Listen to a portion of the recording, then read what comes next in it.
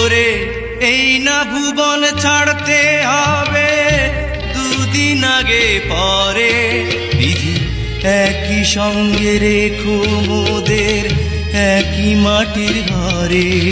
আমি ওই না ঘরে থাকতে একা পারবো না গো পারবো না, তারে এক জন্মে ভালোবেসে ভরবে না মন ভরবে না। আমার সারা দেহ খেয়ে গো মাটি, ও এই চোখ দুটো মাটি খেয়েও না।